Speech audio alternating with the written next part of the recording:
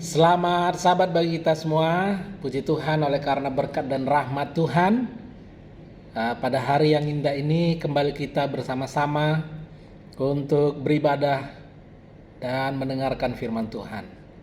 Apa kabarnya? Apakah Anda baik-baik saja? Saya sangat rindu dan berharap kita semua dalam keadaan baik saja, baik tubuh kita maupun jiwa kita semuanya sehat-sehat dan baik-baik saja.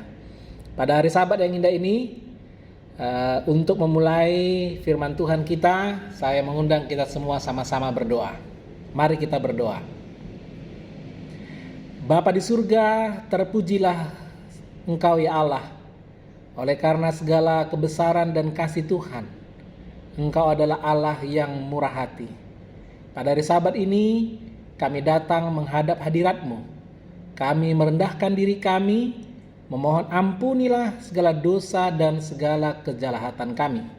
Sucikan kami Tuhan, sehingga hari Sabat ini dengan kuasa Tuhan, kiranya Engkau mengurapi kami dengan Roh Kudus, sehingga firman Tuhan ini akan kami mengerti dan akan mengubah hidup kami lebih baik lagi dan iman kami semakin bertumbuh dalam Tuhan.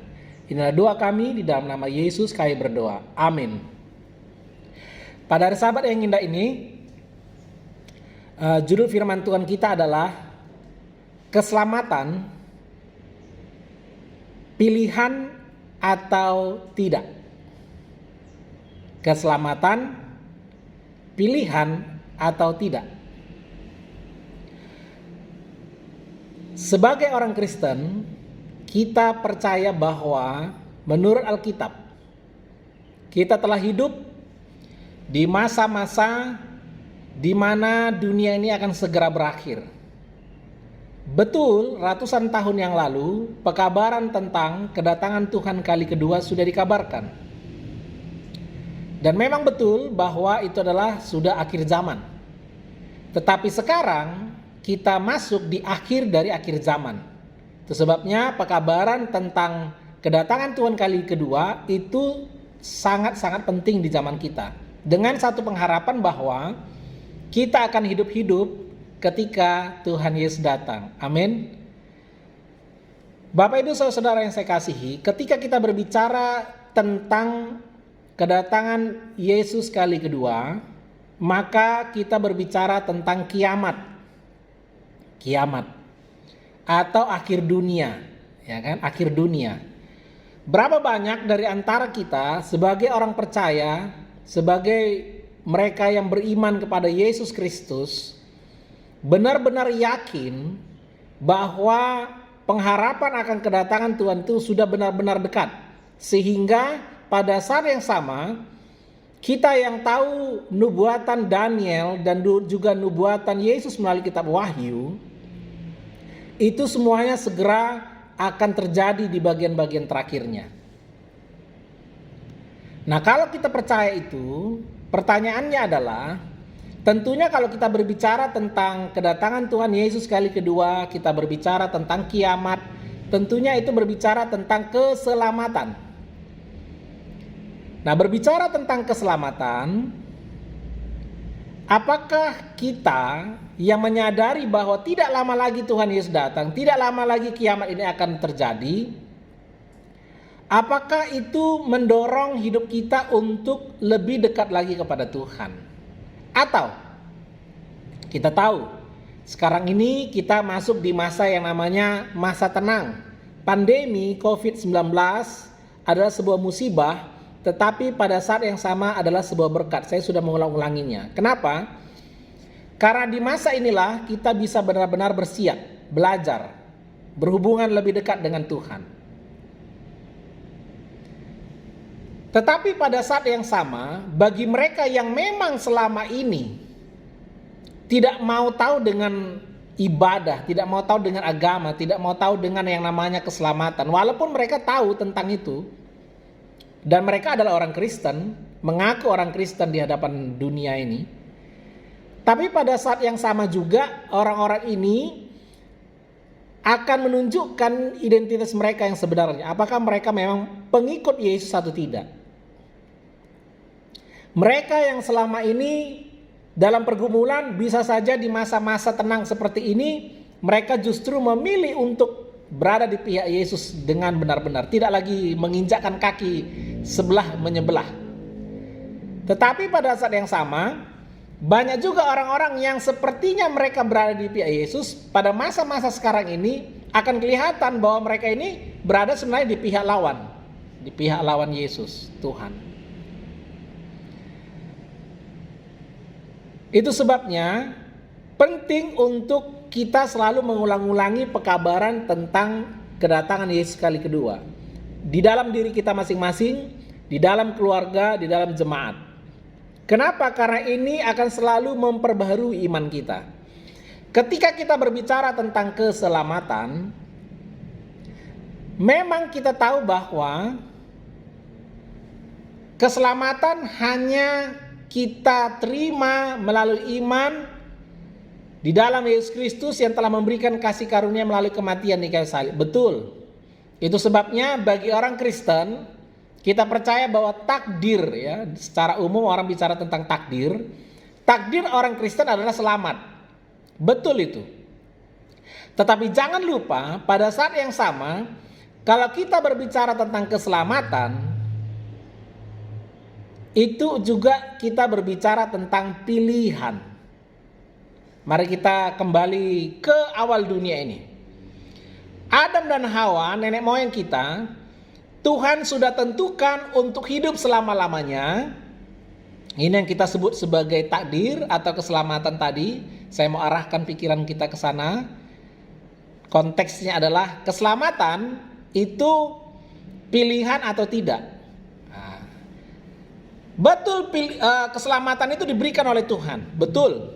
Itu hak prerogatif Tuhan. Tapi jangan lupa ada bagian manusia. Ada bagian kita manusia, ciptaan. Bagian pencipta adalah memberikan keselamatan, memberikan hidup kekal. Tetapi jangan lupa pada saat yang sama, Tuhan kita pencipta ini, oleh karena kasihnya yang luar biasa, dan oleh karena keadilannya yang luar biasa, Dia memberikan ciptaannya itu sebuah hak, yaitu memilih. Adam dan Hawa, nenek moyang kita, sesudah ditentukan oleh Tuhan, ditakdirkan untuk hidup kekal dan selamat. Jangan lupa, mereka gagal. Gagal dalam hal apa? Gagal dalam hal memilih untuk mempertahankan keselamatan, hidup yang kekal yang Tuhan sudah berikan. Itu sebabnya keturunannya mereka akhirnya terus menerus sampai zaman kita sekarang juga memiliki akibat-akibat yang luar biasa merosotnya. Tetapi pada saat yang sama, Tuhan tidak tinggal diam.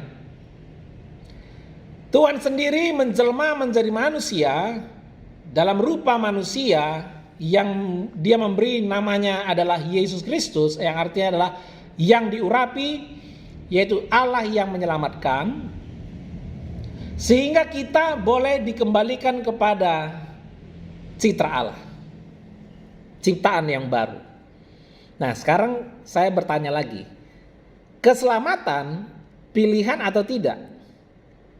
Kalau kita berbicara tentang bagian kita, maka itu adalah pilihan. Tapi kalau kita berbicara tentang bagian Tuhan, Yohanes 3 ayat 16 firman Tuhan katakan, karena begitu besar kasih Allah akan dunia ini, sehingga Ia telah mengaruniakan anaknya yang tunggal, supaya setiap orang yang percaya tidak binasa, melainkan beroleh hidup yang kekal. Selamat sahabat Natalia Diazoni, selamat sahabat juga untuk Bunga, dan selamat sahabat untuk kita semuanya, bahkan yang nanti akan menonton. Nah, setiap orang yang percaya, tentunya ketika kita berbicara setiap orang yang percaya, disinilah kita akan berbicara tentang konteks keselamatan, pilihan atau tidak. Mari kita kembali lagi ke belakang. Sesudah zaman Adam dan Hawa, 10 keturunan, yaitu zaman Nuh. Ya kan, zaman Nuh, Tuhan juga kembali menunjukkan bahwa keselamatan pilihan atau tidak. untuk dalam konteks berbicara bagian kita ciptaan manusia. Tuhan berikan keselamatan kepada semua orang, betul. Memang takdir manusia itu sebenarnya untuk selamat. Itu yang Tuhan berikan kepada saya dan saudara. Semua sama. Tidak peduli kaya miskin. Tidak peduli Anda berpendidikan tinggi atau rendah. Apapun status dan jabatan Anda. Apakah Anda seorang alim ulama atau ahli agama atau bukan tidak. Semuanya sama di mata Tuhan. Putih atau hitam, merah atau kuning, sama di mata Tuhan. Semua sama. Sama-sama diberikan keselamatan. Tetapi jangan lupa, ketika kita berbicara tentang keselamatan, bahagian kita itu pilihan atau tidak. Ini yang mau saya naikkan, supaya ketika kita yang percaya akan kiamat, percaya bahwa Yesus Kristus akan segera datang, ada bagian kita yang harus kita perjuangkan. Jangan sampai kita yang percaya akan keselamatan, percaya kepada Tuhan Yesus, tetapi ujung-ujungnya kita tidak selamat. Kenapa? Karena kita gagal memahami keselamatan itu pilihan atau tidak untuk bagian kita. Selamat sahabat, Andi Kandio, Tuhan memberkati. Baik. Zaman Nuh berkhotbah 120 tahun. Benar ya, 120 tahun. Kalau kita nanti baca di dalam Alfa Omega, awal mula Nabi Nuh berbicara tentang nubuatan yang Tuhan sudah berikan kepada dia, tentang bahwa akan ada air bah, hujan turun, air bah akan datang. Awal mula manusia mendengar itu terbagi dua. Ada yang percaya, ada yang tidak.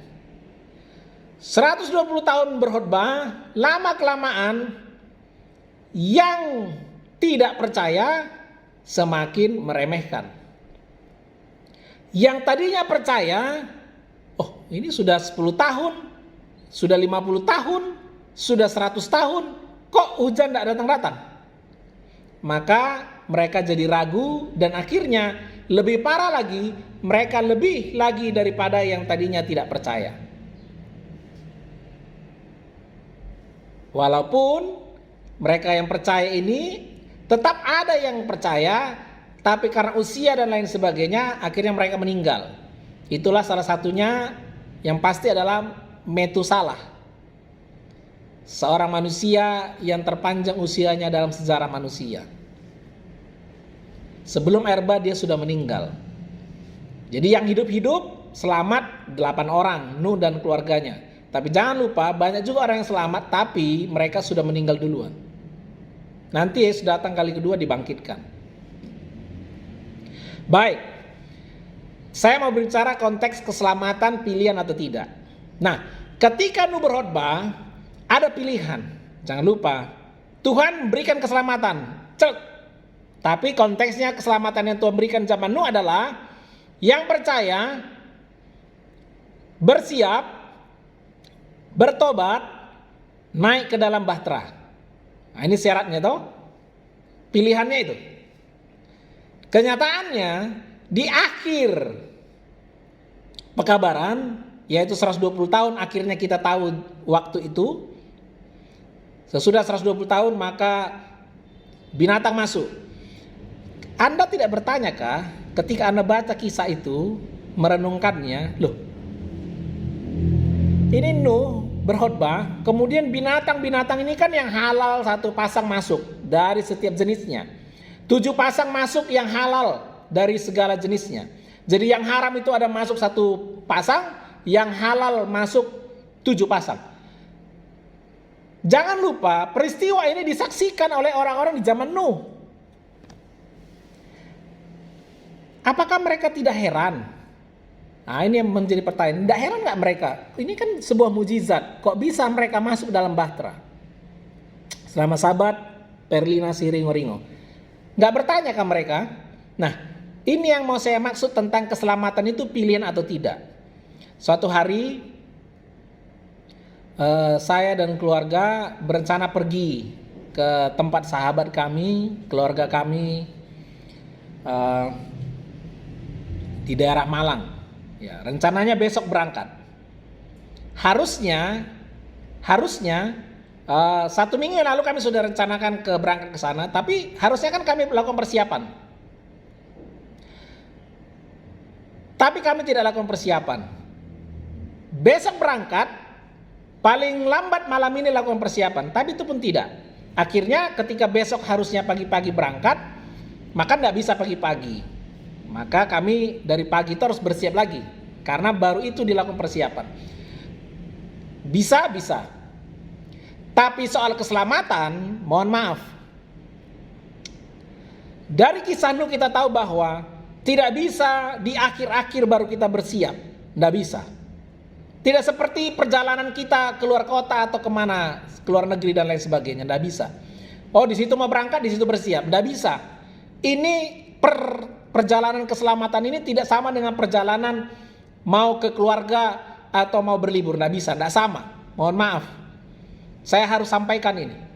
Jadi jangan ada orang pernah berpikir, oh nanti 10 tahun lagi kalau saya sudah sukses, sekarang saya tinggalkan kebenaran, 10 tahun lagi kalau saya sukses baru saya masuk dalam kebenaran. Belum tentu kesempatan itu ada untuk Anda. Itu sebabnya jangan berencana yang demikian.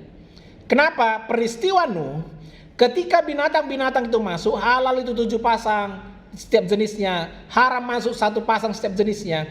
Manusia-manusia di zaman Nuh yang melihat itu tidak bertobat. Kenapa mereka tidak bertobat? Karena sebenarnya pilihan itu telah mereka buat. Tuhan berikan waktu 120 tahun. Di akhir 120 tahun mau memilih sudah tidak bisa. Kenapa tidak bisa? Karena hidupnya, budayanya, kebiasaannya adalah dia memilih untuk tidak selamat, tidak percaya dan tidak mau bertobat. Itu sebabnya ketika akhir dari pekabaran itu, maka akhir dari waktu yang Tuhan sudah tentukan, mau bertobat sudah tidak bisa. Kenapa? Mereka sendiri tidak mau memang. Buktinya apa? Lihat binatang-binatang masuk ke dalam bahtera, tidak ada hal yang, oh saya harus bertobat. Tidak ada. Itu sebabnya jangan berencana nanti bertobat supaya dapat keselamatan. Berencanalah hari ini kita bertobat supaya keselamatan itu kita peroleh. Amin. Kita maju lagi dari kisah Nuh, yaitu sebuah kisah juga sebagai contoh tentang keselamatan itu pilihan atau tidak, yaitu peristiwa Sodom. Kita tahu bahwa di zaman Nuh manusia binasa melalui air. Tapi Tuhan berjanji dengan memberikan bukti pelangi bahwa dia tidak akan lagi menurunkan air bah. Tapi Tuhan katakan bahwa di akhir masa Tuhan akan membinasakan dengan api. Nah, contoh Tuhan berikan melalui Sodom dan Gomora. Kita tahu Sodom, semua orang tahu begitu jahat Sodom. Begitu jahat. Tapi tahukah Anda kejahatan yang Tuhan lihat dari Sodom dan Gomora ini apa? Apa yang Tuhan lihat sebagai kejahatan yang luar biasa dari Sodom? Ya, banyak orang bilang, oh di sana Sodom terjadi pelecehan seksual yang luar biasa dan lain sebagainya. Oh, kejahatan mereka mungkin merampok dan... Mari kita lihat apa kata firman Tuhan. Selamat sahabat Mayang Sari KWO, Tuhan memberkati Anda. Mari kita buka firman Tuhan di dalam kitab Yehezkiel. Kitab Yehezkiel pasalnya yang ke-16, ayatnya yang ke-49. Mari kita lihat apa sih kesalahan Sodom sampai-sampai Sodom dan Gomora ini dibinasakan. Apa kesalahan yang sangat luar biasa yang mereka buat sehingga mereka harus dibinasakan. Kita tahu kalau kita baca kisahnya nanti kejahatan mereka ini sampai kemana? Sampai ke surga. Artinya adalah Tuhan tidak serta-merta membinasakan kota Sodom. Ada waktu yang Tuhan berikan, sama seperti zaman Nuh, sama seperti juga zaman saya dan saudara. Dan yang luar biasa kalau Anda tahu bahwa ketika dua orang malaikat, ini adalah waktu terakhir di mana orang-orang Sodom bisa selamat.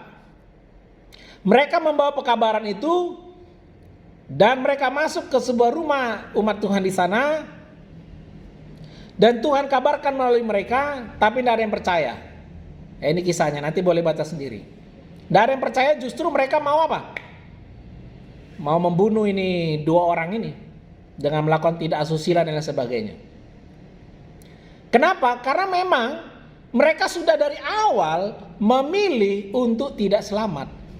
Jadi ketika Tuhan berikan keselamatan, jangan lupa ketika kita manusia ciptaan ini memilih untuk tidak selamat, maka pasti tidak selamat. Kenapa? Karena kita sendiri yang tidak mau selamat. Bukan Tuhan tidak bisa dan tidak memberikan keselamatan, tidak. Tapi kita sendiri, Tuhan berikan hak, yaitu hak memilih untuk selamat atau tidak. Itu bagian kita, Bapak Ibu Saudara.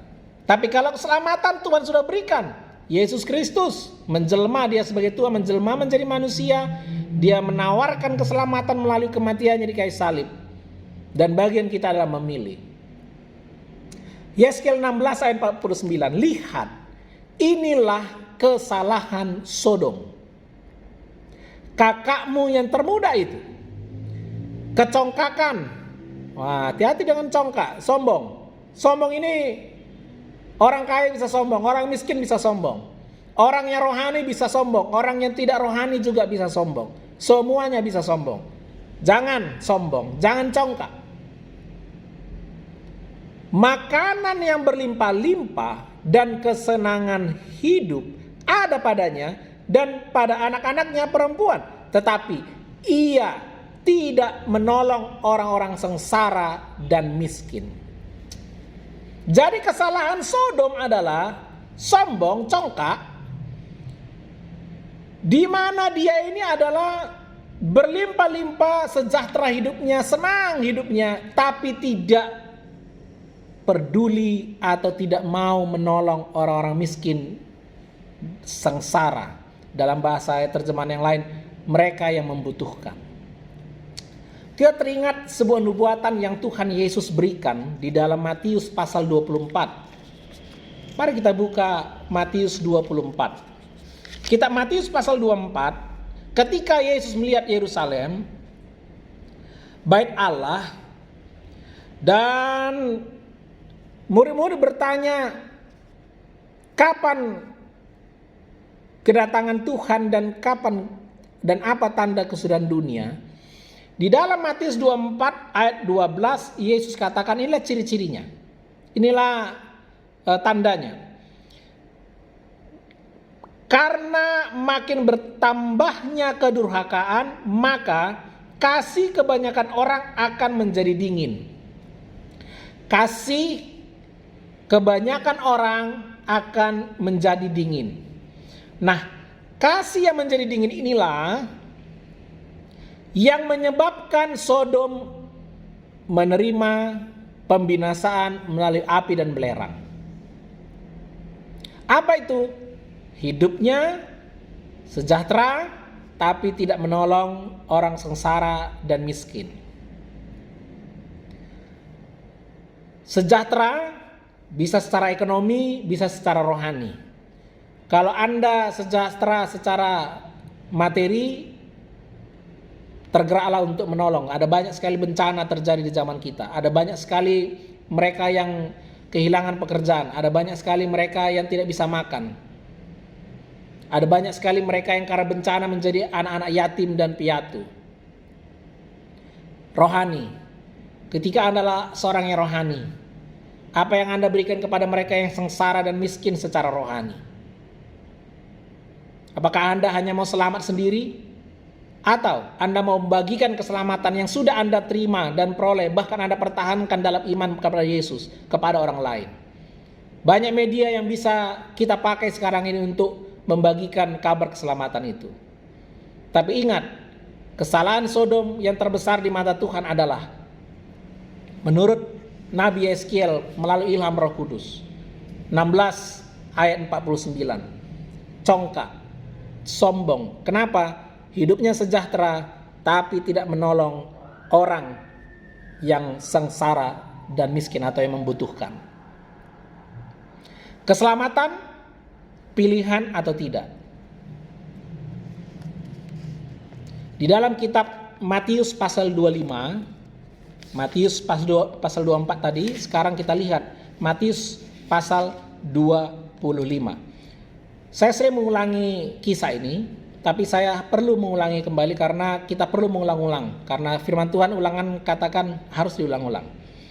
Penghakiman terakhir perikopnya mulai ayat 31 sampai ayat 46. Ciri-ciri mereka yang Tuhan akan selamatkan. Kita ke konteks kita. Ciri-ciri orang yang memilih untuk selamat adalah mereka yang, ini lihat, ayat 34 saya bacakan. Dan raja itu akan berkata kepada mereka yang di sebelah kanannya, mari hai kamu yang diberkati oleh Bapakku, terimalah kerajaan yang telah disediakan bagimu sejak dunia dijadikan. 35 pasal 25 kitab Matius. Sebab ketika aku lapar, kamu memberi aku makan. Ketika aku haus, kamu memberi aku minum. Ketika aku seorang asing, kamu memberi aku tumpangan. Ketika aku telanjang, kamu memberi aku pakaian. Ketika aku sakit, kamu melawat aku. Ketika aku dalam penjara, kamu mengunjungi aku. 37. Maka orang-orang benar itu akan menjawab dia, katanya Tuhan, bila manakah kami melihat engkau lapar dan kami memberi engkau makan, atau haus dan kami memberi engkau minum? Bila manakah kami melihat engkau sebagai orang asing dan kami memberi engkau tumpangan, atau telanjang dan kami memberi engkau pakaian? Bila manakah kami melihat engkau sakit atau dalam penjara dan kami mengunjungi engkau? Ayat 40. Dan raja itu menjawab kepada mereka, aku berkata kepadamu, sesungguhnya segala sesuatu yang kamu lakukan untuk salah seorang dari saudaraku yang paling hina ini, kamu telah melakukannya untuk aku. Mereka yang sengsara, yang miskin, yang kekurangan, bagi kita yang diberkati oleh Tuhan, haruslah menolong mereka. Kenapa? Karena ketika kita menolong mereka, kita sedang menolong di dalam nama Tuhan. Nah, Tuhan sendiri yang katakan, Tuhan Yesus sendiri yang katakan. Itu sebabnya keselamatan pilihan atau tidak. Dalam konteks bagian saya, bagian Anda, bagian kita manusia ciptaan Tuhan. Bagian kita adalah itu pilihan. Kapan pilihan itu dibuat? Sekarang, hari ini. Bukan besok, bukan nanti tahun depan, bukan 10 tahun lagi. Kenapa? Jangan sampai karena kita tidak tahu kapan Tuhan tutup kesempatan itu, kita tidak ada yang tahu. Orang-orang di zaman Nuh tidak ada yang tahu. Orang-orang di zaman Sodom juga tidak tahu. Hanya mereka dengar pekabaran zaman Nuh bertobat, nanti akan ada erbah, binasa semuanya. Di zaman Sodom, ayo keluar dari kota, mau binasa. Tapi tidak ada yang tahu itu dalam pengertian benar-benar enggak ini sekarang. Kalau itu bukan menjadi budaya kita, bukan menjadi pilihan kita dari sekarang, maka ketika waktunya Yesus datang dalam pengertian yang lain, dunia ini kiamat, kita akan didapati sebagai orang-orang yang percaya kepada Yesus tapi tidak selamat. Sedih enggak? Sedih, sangat sedih sekali. Kesimpulan, keselamatan pilihan atau tidak, bahagian kita itu adalah pilihan. Kenapa? Tuhan sudah berikan hak itu. Jangan ulangi dosa Sodom, jangan ulangi dosa-dosa di zaman Nuh. Tapi Alkitab katakan itu akan terjadi kembali. Tidak ada yang baru, kita menghormat katakan tidak ada yang baru. Tapi bagian saya dan saudara, mari panggilan dan pilihan Allah kepada kita pertahankan. Dalam 2 Petrus 1 sebagai kesimpulan pada hari Sabat ini, ayat kesimpulan kita. Ketika kita percaya kepada Tuhan Yesus, keselamatan kita terima melalui kasih karunia-Nya di dalam iman, di dalam nama Yesus Kristus. Kita mau pertahankan keselamatan yang sudah kita terima dan pilih ini. Justru karena itu 2 Petrus 1 ayat 5, kamu harus dengan sungguh-sungguh berusaha untuk menambahkan kepada imanmu kebajikan, dan kepada kebajikan pengetahuan, dan kepada pengetahuan penguasaan diri, dan kepada penguasaan diri ketekunan, dan kepada ketekunan kesalehan, dan kepada kesalehan kasih akan saudara-saudara, dan kepada kasih akan saudara-saudara kasih akan semua orang. Sebab apabila semuanya itu ada padamu dengan berlimpah-limpah, kamu akan dibuatnya menjadi giat dan berhasil dalam pengenalanmu akan Yesus Kristus Tuhan kita. Ayat 11. Dengan demikian kepada kamu akan dikaruniakan hak penuh untuk memasuki kerajaan kekal, yaitu kerajaan Tuhan dan Juru Selamat kita, Yesus Kristus. Kiranya Tuhan memberkati kita. Keselamatan itu pilihan bagian kita. Pilih hari ini kepada siapa kita akan beribadah. Saya, keluarga saya, dan saya rindu Anda dan juga semuanya memilih untuk beribadah kepada Tuhan. Bagaimana caranya? Kasih. Karena itu akan berlangsung dari selama-lamanya sampai selama-lamanya. Apa buktinya? Kehidupan kita masing-masing yang akan menjadi buktinya. Saya tidak menjadi hakim, Anda tidak menjadi hakim. Tuhan hakimnya. Dan masing-masing kita tahu pilihan mana yang kita buat. Kiranya Tuhan memberkati. Amin. Mari kita berdoa. Terima kasih Tuhan. Kiranya kasih kekal dari Allah Bapa, damai sejahtera dari Yesus Kristus, kuasa dalam persekutuan Roh Kudus menjadi bagian kami semuanya dari sekarang sampai selama-lamanya. Terpuji namamu, kami terima berkat-Mu sabat ini. Di dalam nama Yesus kami berdoa. Amin.